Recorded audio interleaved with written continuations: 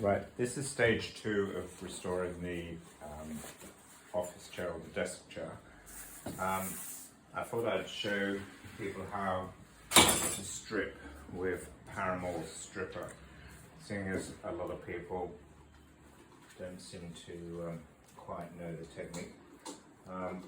As you can see, I'm using a runny stripper. It's the one I like. I've used it for years. I'm going to brush stripper on the entire chair. You can see there's a little bit of red in this because the last job I did had red paint on it, but it won't affect the wood. So you literally need to strip or brush strip onto the entire chair. The reason I'm stripping it is because I want to lighten it. I've decided that as this isn't a particularly expensive chair, I'm going to make it as light as possible because I think at the moment that's what people are looking for, light oak. So I like to start stripping when it's laying on the side like this. I think it's just easier to apply the stripper, but when if you stand it upright it doesn't matter at all. And what I will do in a minute, when I've stripped it lying down, I'll then stand it upright. You have to work quite fast because this stripper is very quick, but the stripper is actually only working when it's wet. So if you go very slowly around this chair and it dries, it just stops working. So the whole thing is to keep it moving, keep the brush moving, and generally cover every single bit. There's no real parts I don't want to strip. This is a cane chair. You can see from the underside, you can see the cane. On the top, I've actually covered the cane. I've masked it off because I don't want to sort of damage it. I don't know if strip is particularly good for cane, I doubt it. So it's just easier to mask it off and not get any stripper on it. So I've turned it on the side and the front. It's quite an easy finish to get off on this chair because it looks to me like it's just got a very, very thin sealed finish on it. It's come off ever so easy. If you've got a lacquered finish, it would be much harder than this and it would take a lot longer. So it's quite a quick thing to show you. But when it's got a heavier build-up, you just have to do what I'm doing now for longer. It's just... But some people say that you shouldn't use a stripper, you should scrape it off. I've read that quite a lot on the internet. I'd love to know how you're meant to scrape this off, but anyway. Perhaps if you're sort of like into meditation and have a lot of time on your hands, it's okay. But if you're trying to get a job done, stripper is the answer. And this Paramore stripper works very quickly and it's very effective. I think you can only use this if you're a professional or if you sign a disclaimer because the fumes are toxic. So if you're going to do stripping like this at home, you need a very well ventilated area or to wear a mask. I've got the back door open, you can't see that from here, but so I've got a lot of air coming through the workshop. And in the summer when it's really warm, quite often I open the front door and the back door to get a throughput of air through the workshop just to take the fumes out. But the old finish is moving quite quickly now. I can see where it's sort of working from where I had it on the side. So it's not going to take much more to do this chair.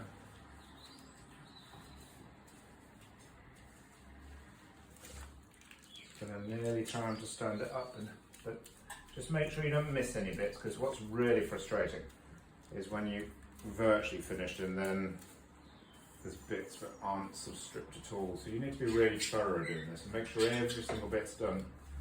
That's what makes a job quick.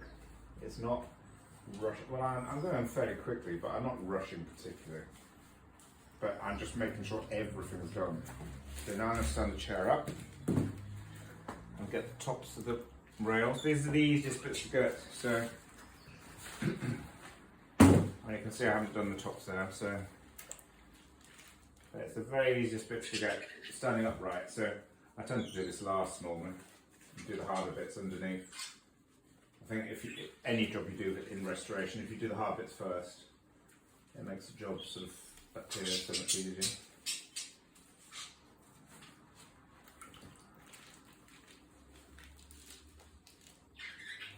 It's not the nicest of job stripping, but lots of people say to me, oh, you must hate stripping it. I don't actually, because there's something quite rewarding about seeing the sort of dirty old finish come off and getting back to the wood.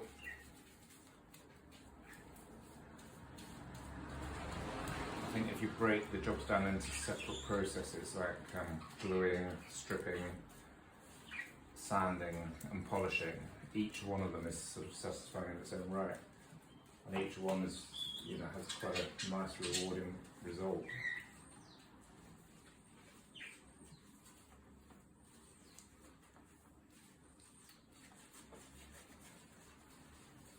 I have to make sure I don't asphyxiate the budgie one time. Anyway, they used to have canaries down the line, so if the budgie's looking a little unwell, I know the fuel's getting a bit too much. So, I've been around the chair once, so the whole chair I would say is covered. So what I'm going to do now is just keep it wet for a little while, maybe a couple of minutes. Obviously, I'm not going to make a video showing you the entire stripping and sanding of this, but what I will do is, when it starts to move properly, I'll show you how I weld wood it and how I clean it. I don't think that my video will last long enough to do the whole thing. So anyway, if you use a nice old paintbrush, well, I say old, this one wasn't old, but it is now. And because the bristles are all splayed out like that, it's great. It doesn't splash me back sort of into my face too much, because this stripper, if you get it in your face, it's really horrible. It tends to burn your skin and you have to rush off to the sink and put water on it.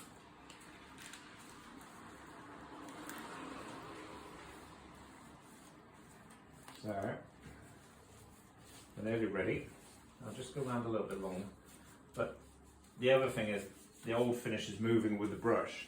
So when you brush across it and you see it moving, then you know it's really ready for wire wooding. The arms need a bit more because I didn't really do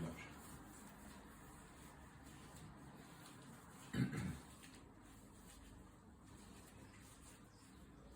I think I might even lime this chair, just very gently line it. I don't want to make it white, but sometimes when you've got some white in the ground, it looks really good. I stripped an oak kitchen table for somebody a little while ago, and that was painted white. And when I stripped it, the white remained in the grain, and we put a clear lacquer on it, and it looked really nice because it sort of had this white grain and the wood looked really clean. Anyway, the customer was really happy with it, and that was sort of luck really, just by chance. And that was the sort of, it almost looked like I'd done a subtle lining effect on it.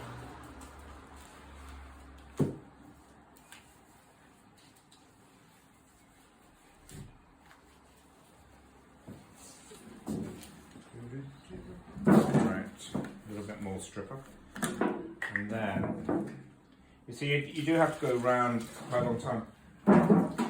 So if you've got a set of say 8 chairs and you're doing this to it, you can imagine there's quite a large amount of stripping in a day. 8 chairs would probably take me, to strip properly, probably take me an entire day, depending on what sort of finish was on it, I suppose. But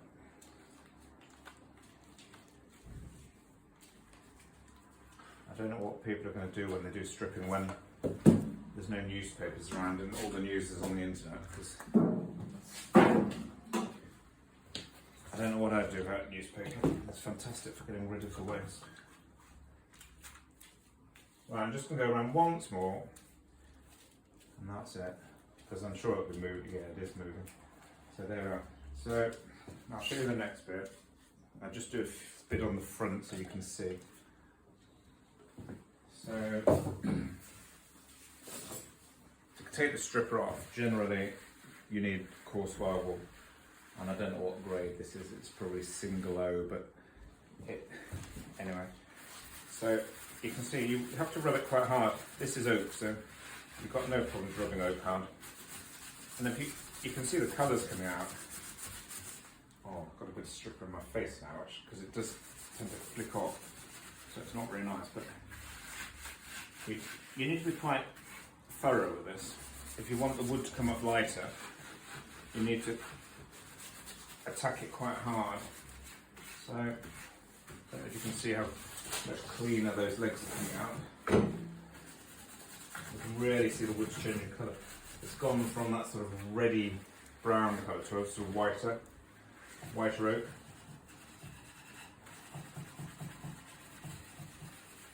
I'm going a little bit quicker because I'm trying to make a quick video, but if I was doing this normally I'd probably be a bit slow, because it's the speed that makes you get splashes in your face or arms. If you notice, I'm wearing long sleeves on this jumper, not just because my shop's a bit cold.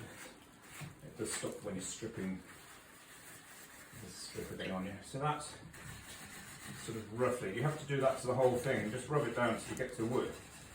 Because at the end of the day, of course, while wood is a little bit like sandpaper, you are taking a little bit of the surface off, and that really shows you how the colours come out. There's one other thing I want to show you.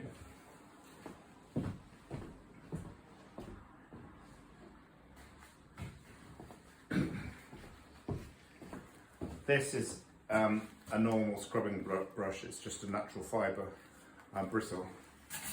I think they cost £2.